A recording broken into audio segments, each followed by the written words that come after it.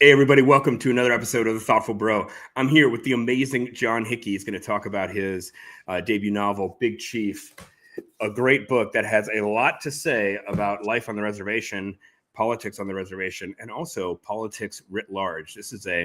Some have been calling it the great Native American political novel. It has a lot to say about how the sausage is made in democracy.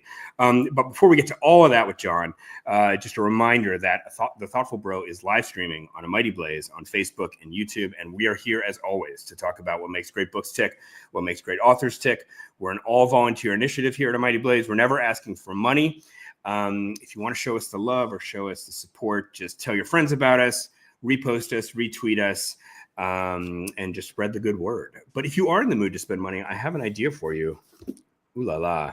Spend your hard-earned dollars on debut novels about big egos, bad blood, dirty tricks, and small-town politics on the reservation. Books like Big Chief by John Hickey. We're going to put a link to buy that book in the chat through our partner, bookshop.org. Support your indie bookstores. And if you have any questions for John, we'll get to them at the end, as usual. And now, on to this week's guest. John Hickey is a writer from Minnesota. He earned his MFA from Cornell University and was a Stegner Fellow in fiction at Stanford. His short stories have appeared in numerous journals, such as the Virginia Quarterly Review, the Gulf Coast, and the Massachusetts Review. He is a member of the Lac de Flambeau Band of Chippewa Indians, the Anishinaabe, and he lives in San Francisco now with his wife and two sons. His debut novel, Big Chief, is a book, as I said, that some people are calling the great Native American political novel. The New York Times called it unexpectedly and disturbingly funny, and it was named a most anticipated book of 2025 by the Washington Post, Debutiful, San Francisco Chronicle, the Los Angeles Times, and LitHub. John Hickey, welcome to The Thoughtful Bro. That's really, really great to be here. Thanks for having me. Oh, you got it, man. This is going to be great. So I found this book, Big Chief, to be... Oh, hold on. I think we lost John. Hopefully he'll just log back in. Anybody who's watching, just hang tight. John was having a little bit of a connectivity issue when we were warming up here. So hopefully he'll pop back in shortly. Hey, anybody just tuning in? John Hickey was here moments ago before he vanished into cyberspace. But I'm sure he's going to pop back in a second. It was perfectly timed, though, with the end of the introduction. Hold on. There he is. How are you, John? I'm unstable. It was such a perfectly timed vanishing. It was like right when you said something, there you went. Great to be here. Great to be here. All right. So let's try that again. John Hickey, welcome to The Thoughtful Bro. It's wonderful to be here. I plan on staying. So okay, so as I was saying, I thought this is like a delicious little book that was like sneakily about some of the biggest issues in American society. It was about identity, politics, belonging. It's a book full of bad behavior and political machinations and slander and mudslinging. In other words, it's a primer on how democracy really works. So, John, why don't you just tell us a little bit, kind of give us a thumbnail about what Big Chief is about? Well, Big Chief came about through many, many drafts, many attempts at writing a novel. And what I always noticed about my writing is that it always centered around this sort of feeling of disconnection with a community, and something that I feel as, I'm an enrolled citizen of a tribe that is very far away from me where I live. I'm in San Francisco, but I grew up in Minnesota and Wisconsin, visiting this reservation. And like I said, my grandparents are from there. My mother just moved back. We have these deep roots with this place, but I've always felt like an outsider coming into it. And, it occurred to me that I was trying to find a way to express that and to, investigate it and to heal it. And I didn't really have that vehicle until I started looking into the politics of it. Because, that aspect of it, I thought was maybe underplayed a little bit. That we're not just talking about ethnicity. We're talking about a political identity, Mhm. and what is the unit of that of that politics? It's at the tribal level. Yeah. So I got into that, and over the years, um, you see them do a lot of good, and you see them, maybe fall short of the mark. Hmm. And that was fascinating to me. So I started looking into it, and how tribes govern, right, and Yeah. and how um, they leverage like a certain level of power into something Hmm. much bigger. Because it's a fascinating concept, the reservation. It's a sovereign entity. It has to be, by treaty, right? Yeah. The treaties exist between sovereign entities, and that's why reservations are um, considered nations.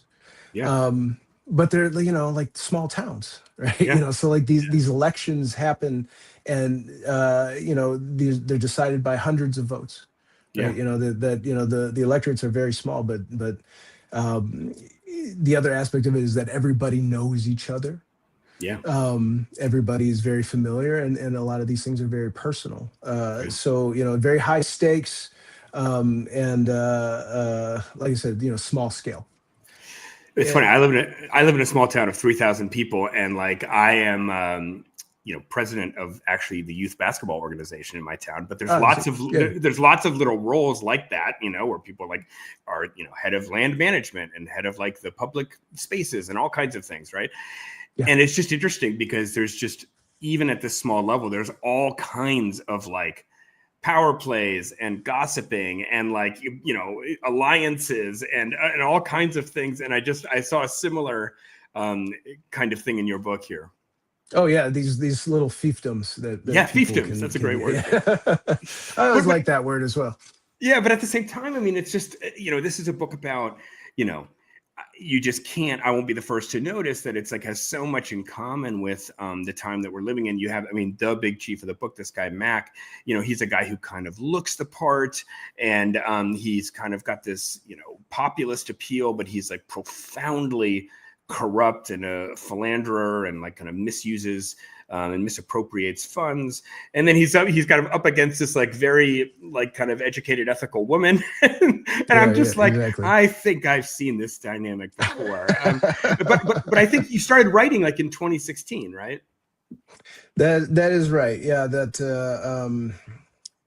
yeah, something happened in 2016.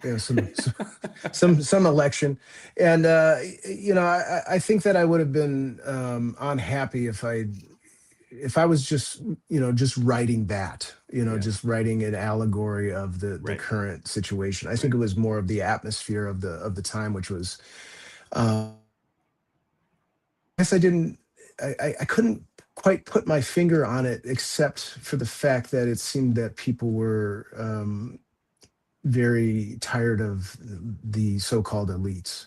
Right, Mm. that there was Hmm. an exhaustion with, the elites of the party on both Hmm. sides, Hmm. um, and yeah. So I think I started writing it when that was apparent, and it was also like a circus, Yeah. not quite, something that was serious, that it Yeah. was it was basically a wrestling match at that point. Yeah. A pro wrestling And match. now Yeah. now we're very wrestling match all over the time, all the time now. Yeah. But at the time, it did, seem like, that, yeah, there were some parallels. There were some Yeah. parallels in the big and the small. So like it did become this sort of microcosm maybe for big national trends. But again, like if I had just written a straight allegory of it, I don't think it would have been compelling to me. Yeah. Like Yeah. I was definitely trying to focus on the specifics of it, and make it about, not making a big statement about Right. the national discourse, Right. but maybe examining this idea that the way that we talk about politics seems other parts of us, the spiritual parts of us, or the moral or the ethical Yeah. things that um, with politics. Yeah. And that's something that I wanted to talk about. That's something, Trump versus Clinton, or things like that. Yeah. Well, let me ask you. I mean, like, to me, as far as kind of like what's really at the heart of this book, and I think it's something that, like, again, I absolutely take your point about it's not an allegory, and this is a book full of specificity.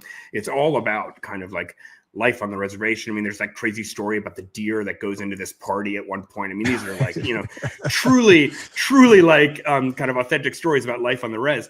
But it's like, I couldn't help because I've never lived on a reservation, and I'm not Native American myself. I mean, I live in this world of, this overheated political maelstrom that we're in. And I just feel like I couldn't help but see the similarities. And one of the biggest things that's in both books, and which I just think is like a profound part of the American story and just a profound part of human psychology, it's just this question of belonging. And, you see it in the kindergarten playground about like who gets to be on what team. You see it in girls in high school and like who gets to come to what party. And you see it play out right now. I mean, it maybe is one of the biggest issues in the politics of the entire world, which is who belongs to what nation, and who can kick out somebody from that nation, and where do they go once they are kicked out. And, just this question of who belongs where, I just think is one of the great questions of our time. Yeah. I mean, again, it's maybe an underplayed aspect of making a big sweeping statement about being indigenous in America these days. But this idea that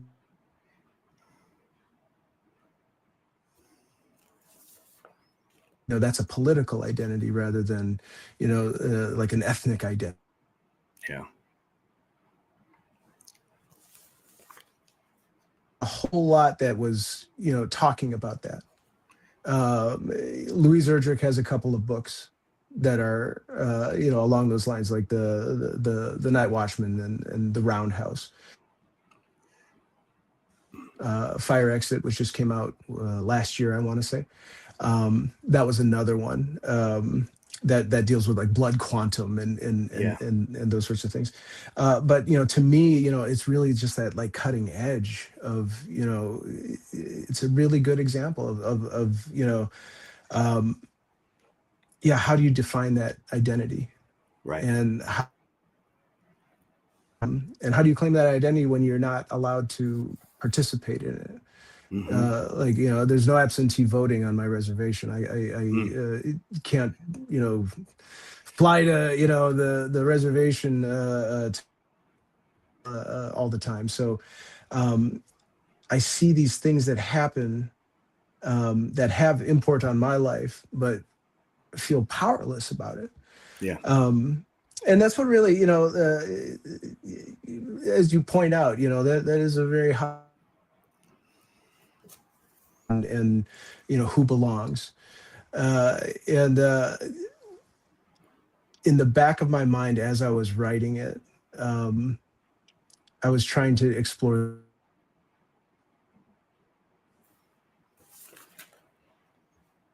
Can you quantify it? Can you quantify it through blood quantum? Can you codify it? With citizenship and being on paper, that sort of thing. Yeah. Do you feel personally like this is coming from a place that kind of what you genuinely personally have gone through in your own life? Yeah, there's a lot of parallels there. I mean, I am certainly not the main character. It's not meant to be an auto fiction. I'm not a lawyer, and I've never felt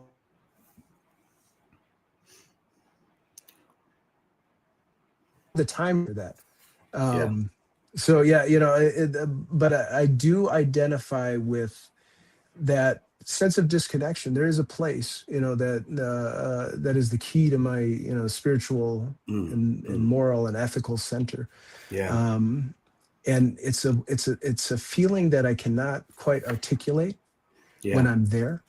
Yeah. up in the Northwoods of Wisconsin. Yeah. And like I said, that this is where my family comes from. This is Yeah. where I come from. Yeah. And yet, when I go back, I do feel in some ways that I'm a stranger, Yeah. and that, I'm coming as an outsider and I'm seen as an outsider. Yeah. Yeah. And I've spent a lot of time trying to reconcile that, Yeah. like whether that means, like, what is my connection to this place, Yeah. and trying to feel that connection. And I can't say that I've figured that out. Yeah. Yeah. I feel like it's one of those lifelong sort of things, but Well, I feel like this book uh, is like a meditation on that, and it's sort of yeah, it feels like you're grappling with that in this book. yeah, Yeah. exactly. Yeah. I mean, my sons are enrolled. They are Hmm. citizens. They've been a couple of times. Yeah. And it's just things that we have to be concerned about. Um, they haven't been. They won't have this, which was being able to go there, every month or so, or spending a lot of time there, and feeling like um, that I belong there, right? Yeah. So Yeah. what, so I did think about that a lot. What does that mean, that they are citizens of this nation that they don't Yeah. go to? Yeah. Yeah. Yeah, And so the main character, Mitch, I really want to talk about Mitch. I find this guy. It's perfect that you set the story around him. There's a lot to say about Mitch, and a lot I want to talk about. But just he is somebody who's called this J. Crew Indian. He's like, he's he's like this Ivy League educated whiz kid. But it's so much that I feel like, doesn't know where he belongs, and so he sort of gets sucked into somebody who does feel like they belong. The story of Big Mac, he's the campaign manager for Big Chief, this guy Mac, and yeah, and it's sort of like Mac has a story, and Mac seems like he belongs somewhere, and it's in many ways it's a story about how Mitch who is drifting, can get sucked into the story, which is so appealing, even though Mac is totally corrupt and this philandering guy who's always making a mess that Mitch has got to clean up. At least he knows who he is. And the story is sort of a testament to about how powerful that is. yeah, yes. Um, what I was noticing, the more time I spent with these characters, was that Yeah. they were also concerned with vision, the Mm. visuals, the look Mm-hmm. of things, Yeah. and one of the big, as you point out, one of the big differences between Mitch, who is this campaign manager, he's a functionary, he's the right hand man to Mac, who is the president, is that they look very different. Yes. And that, as you point out, that Mitch is quote unquote white passing. Yeah. And Mac is not. Mac is, the full, he's got the braid, and he's got the ribbon shirt, and like there's a very he's trying to tell a visual story. Yes. And that his belonging is set. And as I was drafting through it, I was just noticing just how much they were paying attention to the surfaces, the looks Yeah. of things. Yeah. And unfortunately, I mean, I think that one of the things that's happening amongst indigenous people, and that there's a lot of comparison.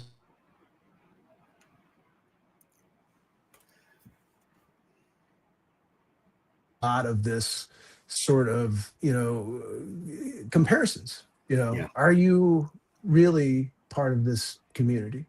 Yeah. Are you, and do you look like you are?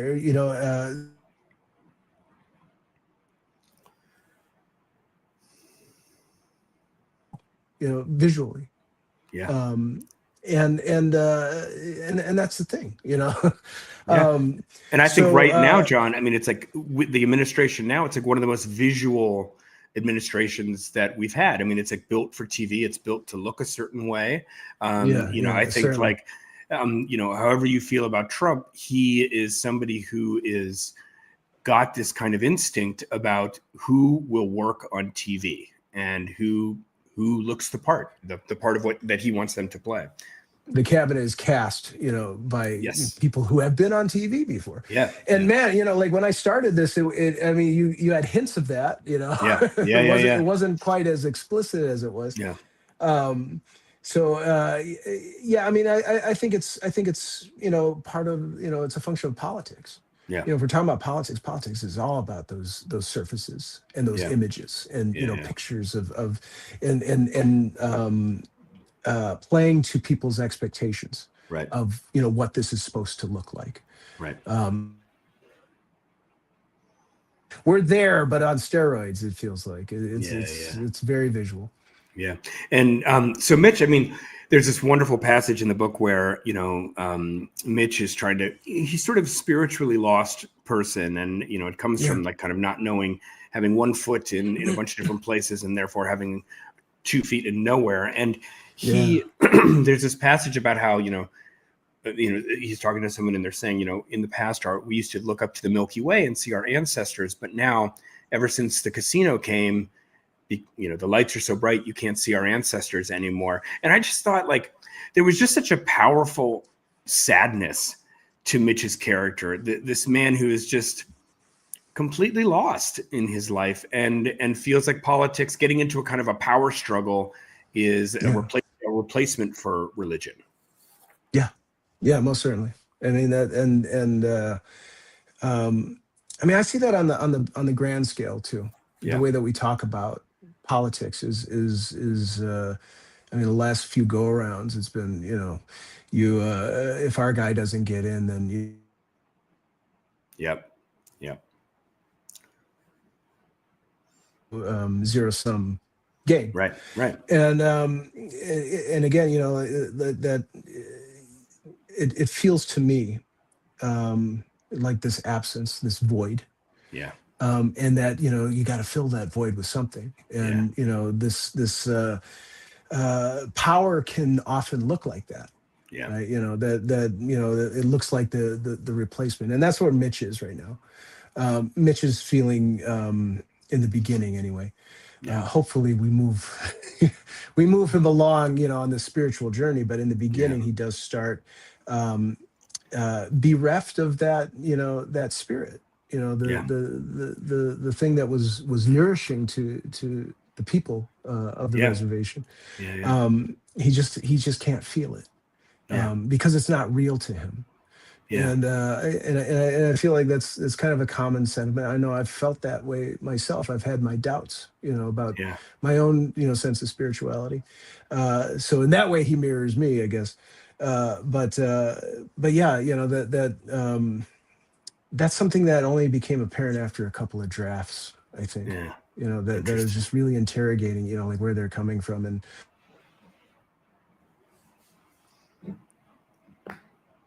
he's feeling a sense of loss. Everyone's feeling a little bit.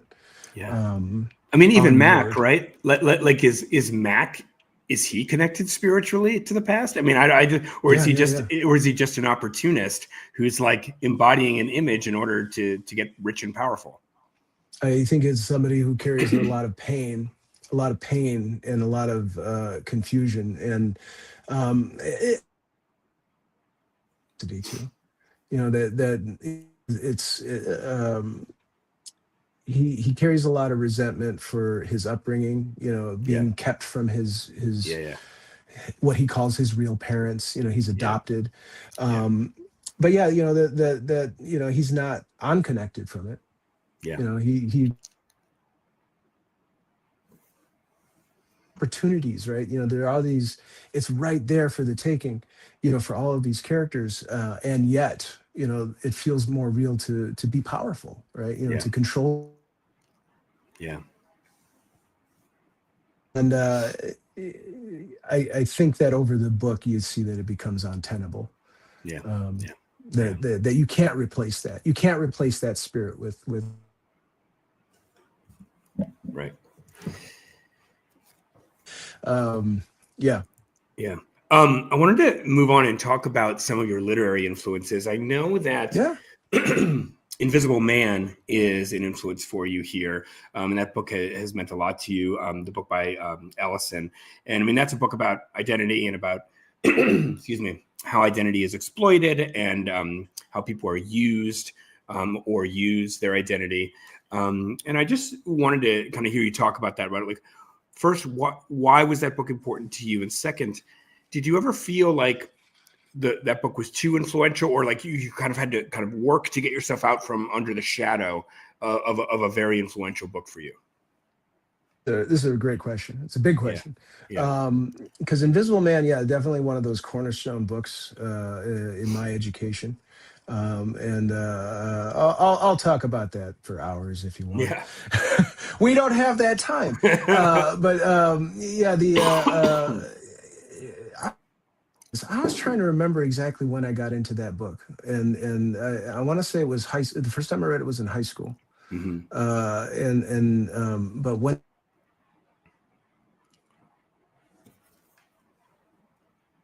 and that sort of thing, I would say that for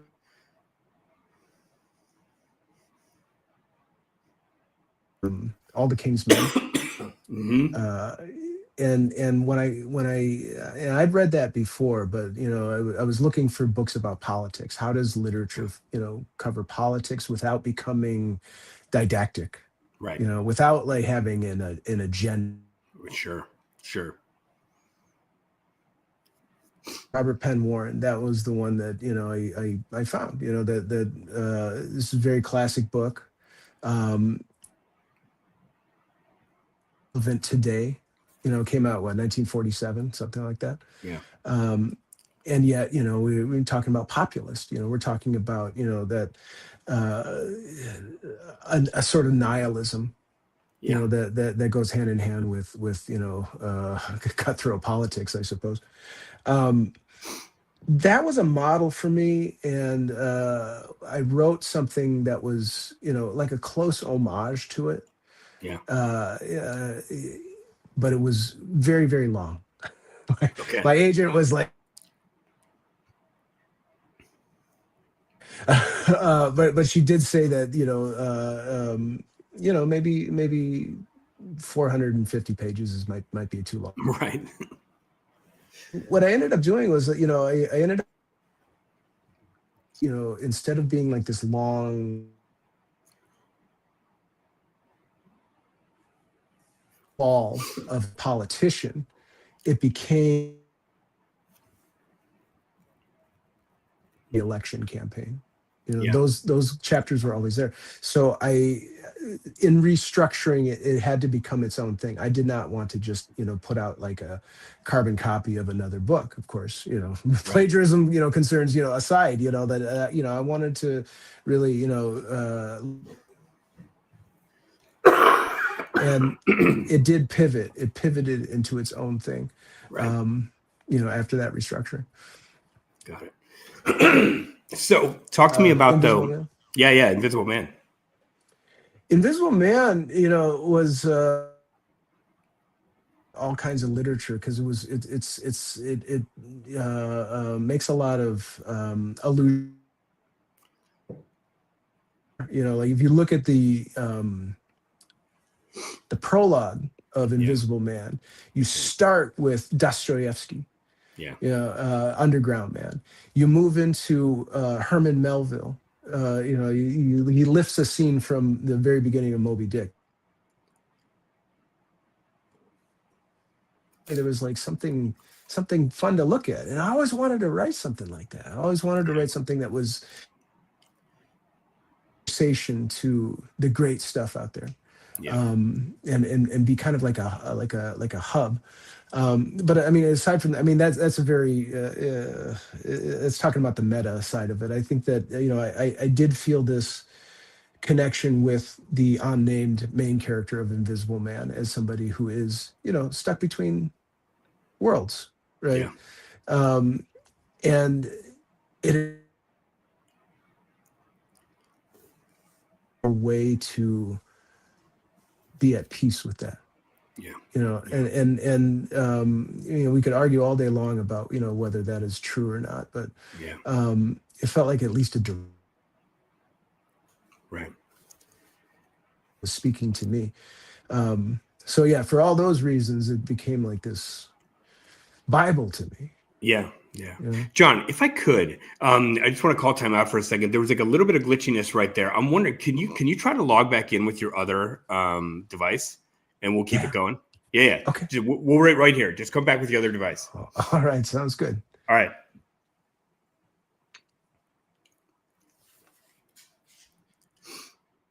All right, folks. We're waiting for John to come back with his iPad. For those who've been listening, it's just a little bit glitchy on John's side, but he did have another device ready, so I'm going to try to give that one a go. But folks, this book, there's a lot to it. There's a lot to it politically. There's a lot to it for the literary folks out there who are kind of like looking for a book that's in dialogue with, great books of the past about identity and politics. And there's a lot of great kind of like gems just about life on the reservation. There's a lot of different things happening in this book on a lot of different levels. So if anybody has any questions, by the way, just pop them in and we'll get to them. Here we go. Wait, hold on. John, you're back. Can you hear me okay? I cannot hear you. Oh, you can't hear me? All right, let me know when you can hear me.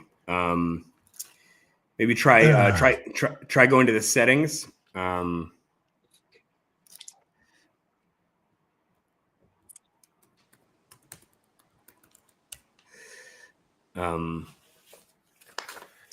you hear me now? Yes, no?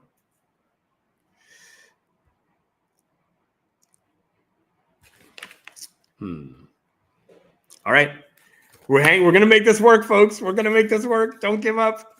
I see you in the audience. I see you, Robin. Thank you for pointing out that it's been glitchy. I know. I just kind of kept thinking it would go away.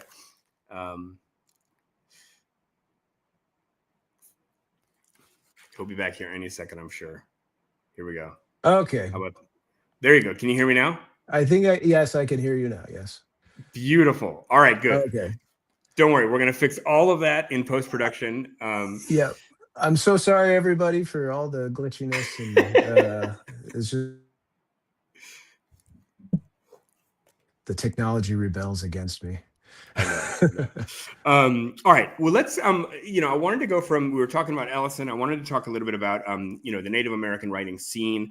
I've had some great Indigenous writers on the show recently, Tommy Orange and Stephen Graham Jones. And, you've talked about Louise Erdrich as being like, a writer that you greatly admire.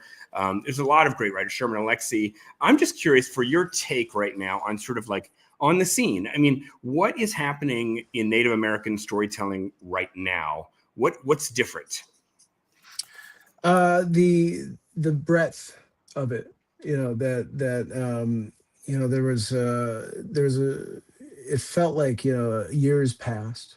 Yeah. There weren't a whole lot, Yeah. and there wasn't a diversity of the types of stories.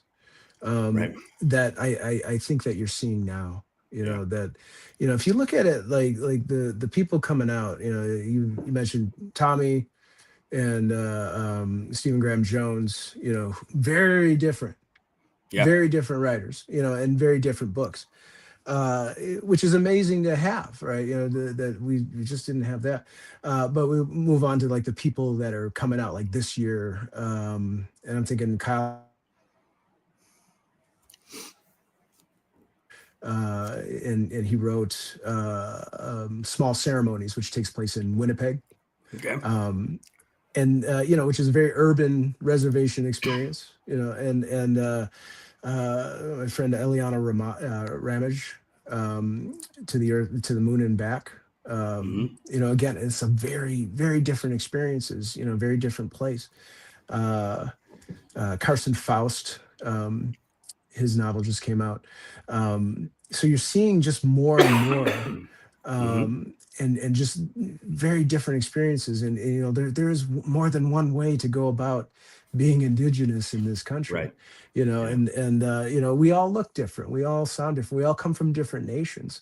And it's been really exciting to see that coming out in the literature that's coming out, like just in the last couple of years. Let's say the last 5 years, Yeah. Yeah. It last seems that 10 way. years. Yeah. Hmm. Let's talk for a moment about kind of your own writer development. I heard you say in a different interview that you said, you had previous attempts writing this book and also other books, and you kind of one diagnosis you had of your own writing was that you weren't letting characters be who they really were. And for that reason, Yeah. the writing was flat and the characters weren't coming alive. So first of all, that's just like sort of an interesting observation on its face. But sort of more interesting to me would be like, how do you remedy that? Like, once you realize these characters are flat and they're not being who they really are, how do you break through that wall and make them who they are? What's the trick there? Oh, if I only knew the trick, then the next novel would be so much easier. Part of it I think is just life. Yeah. I'm definitely older than I was. I mean, I started very, very young, Hmm. or relatively young. I was a creative writing major in undergrad. I went to um, MFA basically right after that. Hmm. So I was going through my 20s, when I was going through my, MFA stuff. So, Yeah. like, becoming like an adult Yeah. at the same time as trying to figure all this stuff out. So I'll look at stuff that I wrote, way back when, and I can see what I'm trying to do, but Yeah. I'm also trying to maybe puff up some of that experience. Mm. Girlfriends Mm. become wives, and breakups become divorces, and uh grandparents die and become parents die, like everything gets like a little, like I was trying to bridge that gap of experience with Yeah.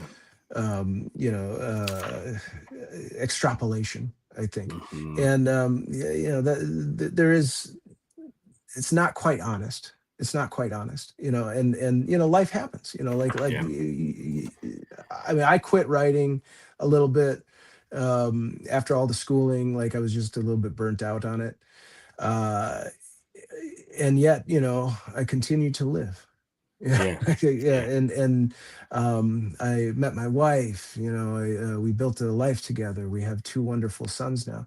Um, and I think that a lot of it, might just be that perspective of, being on the other side of that.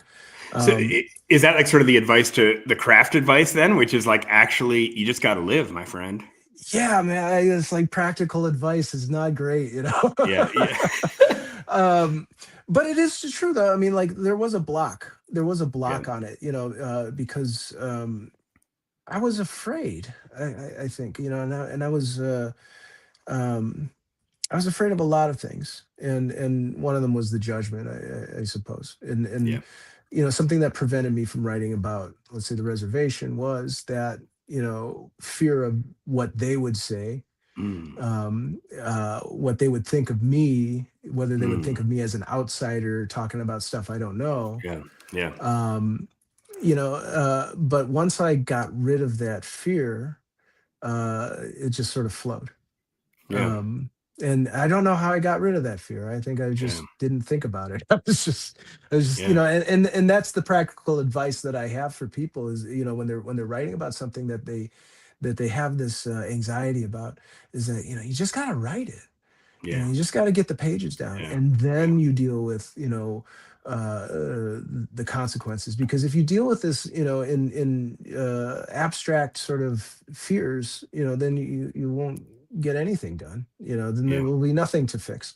Right. Um, so I hope that's practical. I don't know, like, if yeah, Well, I wanted, I kind of cheekily do a segment on the program called the 2 Minute MFA, and I thought, yeah, you have this MFA from Cornell, and then you're this Stegner Fellow at Stanford. And for people who don't know, that Stegner Fellowship is a really big deal, and some very, yeah, very important writers have done that over the years, and so that's a very prestigious fellowship to have had. yeah, Um, you know, having gone through all that kind of schooling about creative writing. Not everybody can do that. I mean, I don't have an MFA. A lot of people who listen to this program don't have MFAs, but would like to be writers or are writers. Um, tell us, for those of us who can't be a Stegner Fellow and those of us who can't go to Cornell, give us like one or two of the very best jewels of wisdom about creative writing that you learned at those places that you could pass on. I would say that I learned a lot of practical type things Yeah. that I think I probably promptly forgot. But one of them was about scene, Yeah.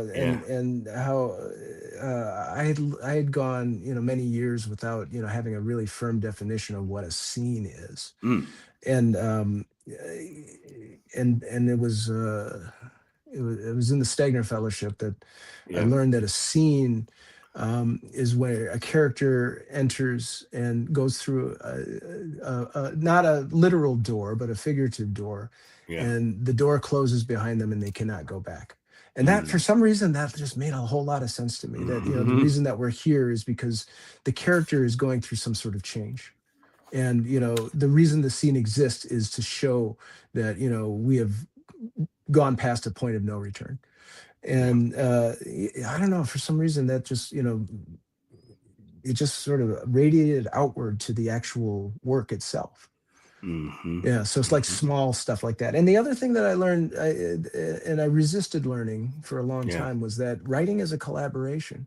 Yeah. Any work of art is an artist trying to communicate with an audience, and Right. that requires some feedback. That requires some letting people in to your Yeah. process. And I Yeah. was so resistant to that for such a long time, because I had the romantic notion that when you write, you go away to your cave in the woods, and you don't have to Yeah. talk to anybody, and you are the author, right? The Yeah. Yeah. authority. Yeah. Yeah.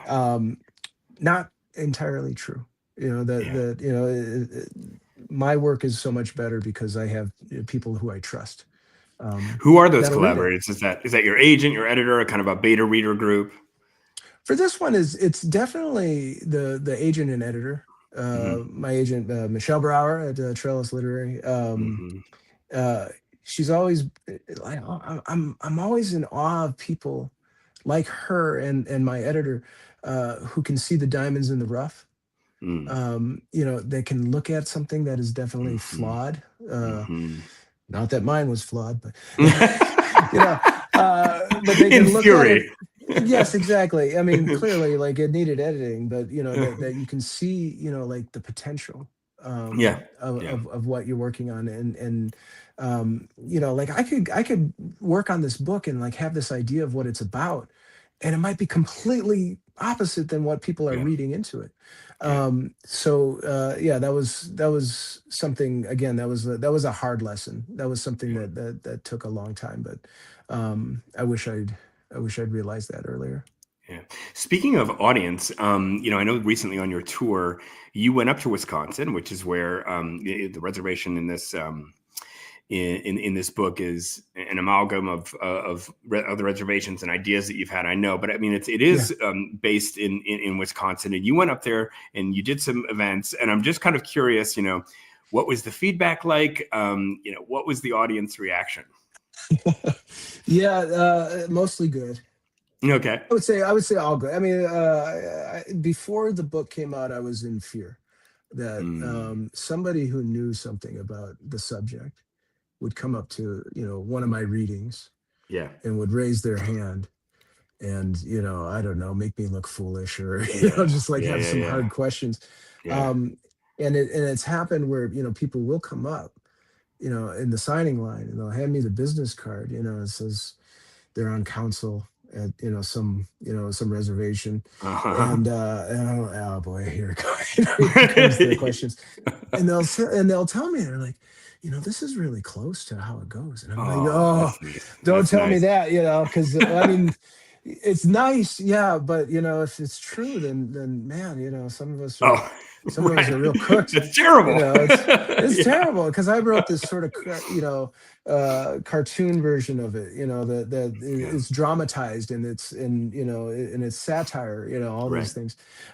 So if it's close to reality, I don't know what that says about the whole thing. Um, but yeah, I went up to the Central Wisconsin Book Festival, which is a great event, which is close to Lac du Flambeau, where my people are from, Right. and there were people there who knew some of the events that might have inspired some of the events in the book. Yeah. So they're asking, well, is this the event that happened back in 2010? Or is it the Mm. one that happened in 2005? So it's like, yeah, I was kind of dodging a little bit those Yeah. sorts of questions and saying like, this is a work of fiction, Yep. and Yeah. this place definitely inspired it, but it's Yeah. not supposed to be a dramatization of what actually Yeah. happened. Yeah. Yeah. Yeah. So It's yeah, it's it's that. it, I just I have to share kind of a thought that I have about this, and that like in the last 10 years, 15 years, the whole idea of representation and storytelling has been so intense, and kind of who can tell which story and who has the right to speak about certain ethnicities and cultures and so on. What's so interesting to me is that in doing this show over the years, I talked to, so many people who are fearful of that. And it's like white writers, I can tell you as a white writer myself, white people are kind of very cautious about, can I write a black character? Can I write a gay character if I'm straight, and so on. But what's interesting is that, like, I'll have a black writer on it and they'll say, like, they're just more petrified about writing a black character than even a white person is. Because and here you are saying that, like, you who you are indigenous, you're so afraid of the indigenous community's reaction, which is just so Yeah, interesting right. about, you would think, just from kind of a superficial kind of surveying of the landscape, you'd think, well, if somebody is a black person writing about black people, hey, all good. An indigenous person writing about indigenous people, no problem. Like, there's going to be no friction there. But it's Yeah, actually yeah, sort of the opposite, right? yeah, no, it's you don't have the antes to answer to. You don't Right, have right, right. the Exactly. they're definitely not shy about these things. Right, right, right. Yeah, I mean, I think I alluded to it before that it's sort of a sport, to question our identities Right. and to question each other's identities, and like what,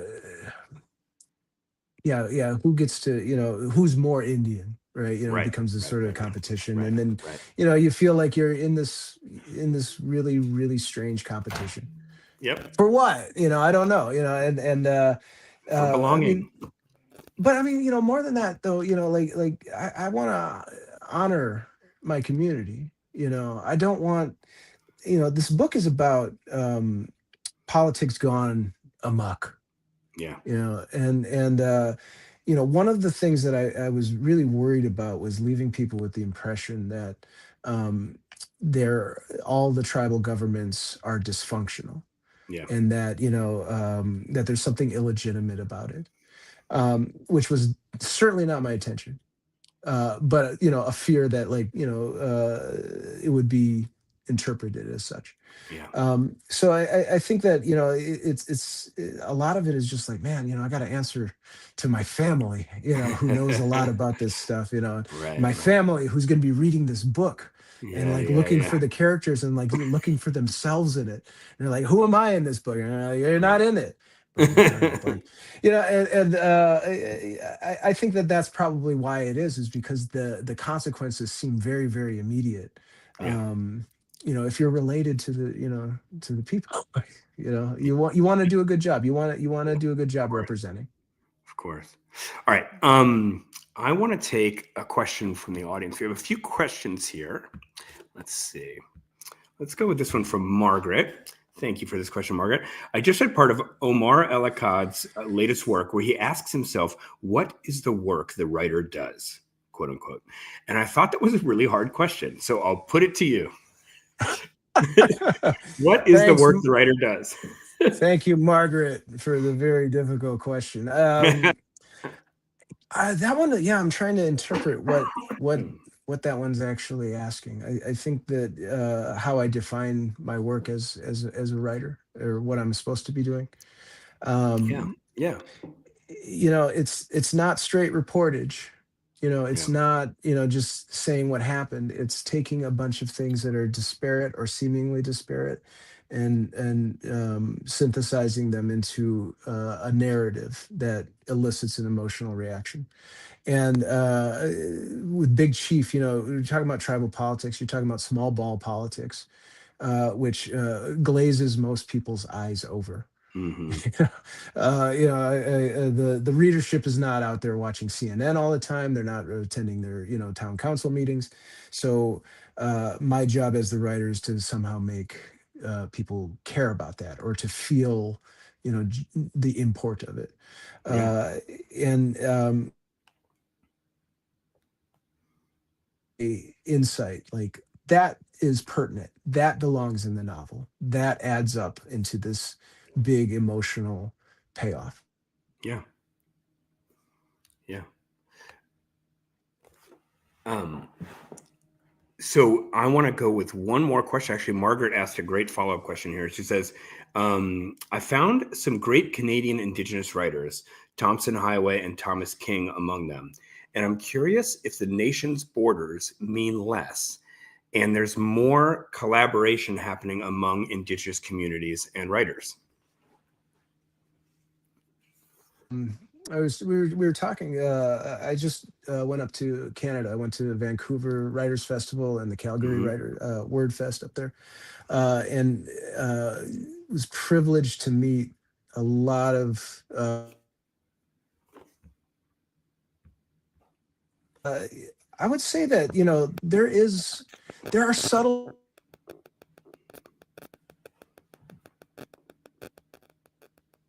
and two different nomenclatures. We're dealing with uh, but yeah, we do find a lot of similarity.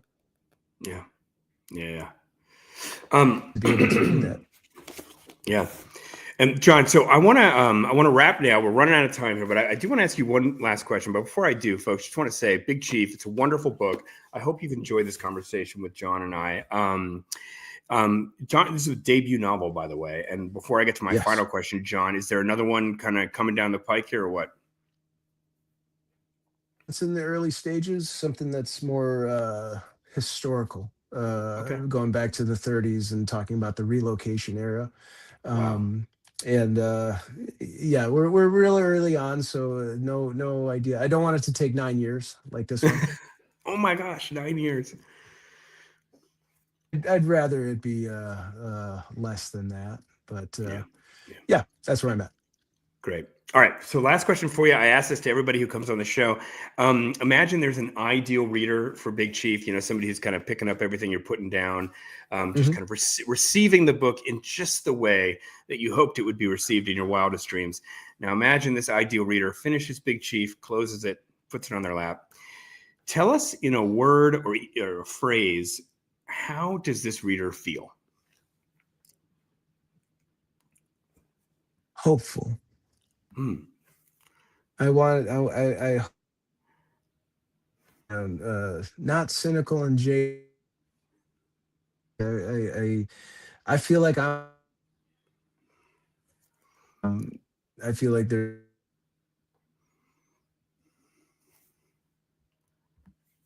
healing. So I hope it's hope. Hope.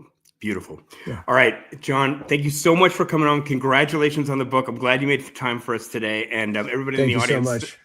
Thanks for joining us today. We'll see you next time on Thoughtful Bro. Thank you, John. Thank you.